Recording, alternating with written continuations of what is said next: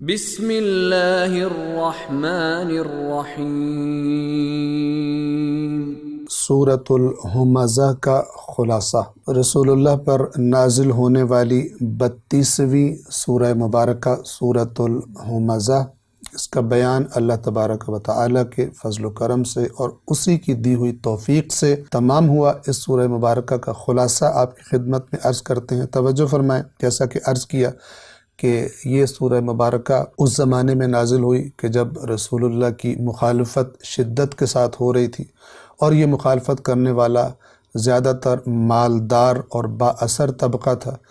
دوسری طرف سے رسول اللہ پر جو قلیل تعداد میں لوگ ایمان لائے تھے اس وقت تک، وہ زیادہ تر غریب طبقے اور جو نادار طبقہ ہوتا ہے اس سے تعلق رکھتے تھے۔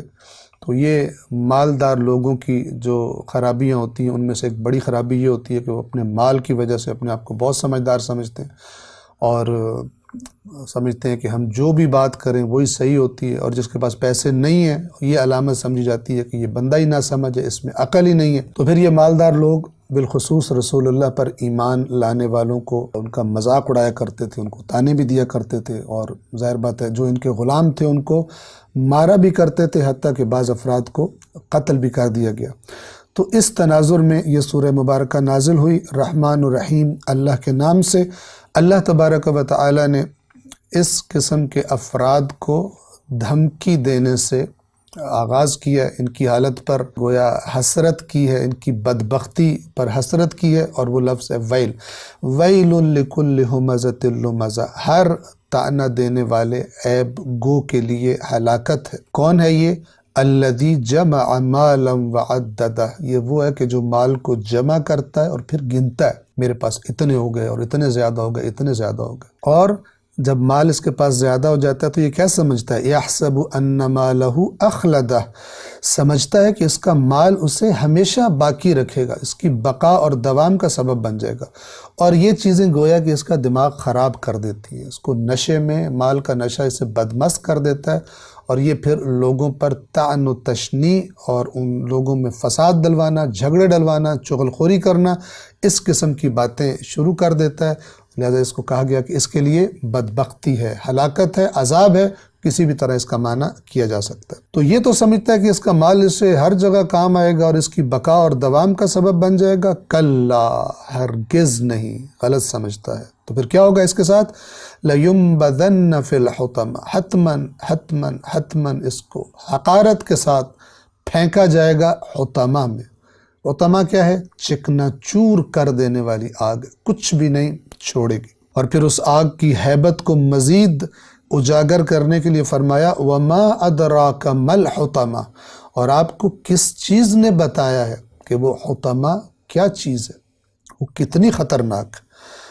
نار اللہ الموقدہ، اللہ کی آگ ہے، الموقدہ، جو بھڑکائی گئی ہے، یعنی خدا نے خصوصیت کے ساتھ اس آگ کو بھڑکایا ہے اور اس کو شدید کر دیا ہے، اس کی تپش کو، تاکہ اللہ کے نافرمان اس میں جلائے جائے۔ متکبر، تکبر کرنے والے، خود مالدار تھے، دوسروں کو جو مالدار نہیں تھے انہیں گھٹیا سمجھنے والے، ان کے عیب نکالنے والے، ان کو اس آگ میں جلایا جائے، ان کے لیے بھڑکائی گئی ہے۔ اور کیا صفت ہے اس آگ کی؟ فرمایا التی تطلع علی الافئدہ، وہ فقط ظاہری بدن نہیں جلائے گی، بلکہ وہ آگ جو دلوں تک پہنچ جائے گی، دلوں کو جلائے گی، قلوب کو جلائے گی۔ افئدہ، وہ مرکز انسان کا جہاں سے یہ لوگ فیصلے کیا کرتے تھے، جہاں سے یہ سوچ پروان چڑھتی تھی ان کے تکبر اور مال کے نشے کی وجہ سے کہ دوسرے گھٹیا ہیں، اور پھر ان کے عیب نکالتے تھے، وہ ان دلوں کو بھی یہ آگ جلائے گی، یعنی اندر باہر سے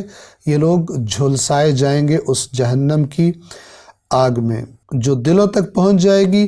اور کیسی ہوگی؟ آیا کوئی کھلی جگہ میں یہ کام ہو رہا ہوگا؟ نہیں، فرمایا انہا علیہم مؤصدہ، اس آگ میں ڈال کے ان کو بند کر دیا جائے گا۔ مؤصدہ، بند کی گئی آگ ہوگی، کوئی کھلی جگہ نہیں ہوگی۔ کیسے بند کی گئی ہوگی؟ فی عمد ممددہ، لمبے لمبے ستونوں میں، یعنی وہ ستون ہوں گے، ہم اگر انگلش کا لفظ استعمال کریں تو چیمبرز ہوں گے، کہ جن کے اندر ان مجرموں کو ڈالا جائے گا اور ان کے اندر وہ آگ بھڑک رہی ہوگی، اور اس کا شعلہ کہیں باہر نکلنے کی جگہ بھی نہیں ہوگی۔ اور یہ سب الفاظ اور یہ جو تصویر بنائی جا رہی ہے وہ اس آگ کی شدت کے بارے میں۔ اگر کوئی جگہ، آپ توجہ فرمائیں، اگر کوئی جگہ بالکل بند ہو اور وہاں پر آگ لگ جائے تو اگر صرف دھواں ہی بھر جائے اور وہ دھواں باہر نکلنے کی جگہ نہ ہو تو پھر انسان کا سانس لینا بھی محال ہو جاتا ہے اور اسی سے دم گھٹ کے مر جاتا ہے۔ تو آپ تصور کریں کہ آگ بھی شدید بھڑک رہی ہو اور باہر نکلنے کی بھی کوئی جگہ نہ ہو اس آگ کے شعلوں کی، تو وہ کس قدر شدید ہوگی۔ ساری کی ساری گرمی اور تپش گویا کہ اس ستون کے اندر ہی قید ہوگی اور وہ ظاہر و باطن قلوب تک کو جلا کر رکھ دے گی۔ خداوند عالم سے پناہ مانگتے ہیں اس عذاب سے اور ان صفات سے کہ جو جب انسان میں پیدا ہوتی ہیں تو وہ اپنے آپ کو اس جہنم کی اور اس عذاب کے قریب کر لیتا ہے کہ جس کے بارے میں یعنی ان صفات سے ہم پناہ مانگتے ہیں، اور اگر ہمارے اندر موجود ہوں تو ان کی اصلاح کرنے کی کوشش کریں کہ یہ صفات ظاہری طور پر تو انسان کو بڑا لطف دے رہی ہوتی ہیں، اپنے آپ کو بڑا سمجھنا، دوسروں کو گھٹیا سمجھنا مال کی وجہ سے، اور بار بار اپنے مال کو گن کر خوش ہونا کہ میں نے تو اتنا زیادہ کر دیا۔ تو اللہ نے اس صفت والے فرد کی کوئی تعریف نہیں کی ہے، بلکہ کیا لفظ استعمال کیا ہے؟ ویلن، ہلاکت ہے، عذاب ہے، اور افسوس اور حسرت ہے اس کی بدبختی پر کہ یہ کس طرف رخ کر چکا ہے۔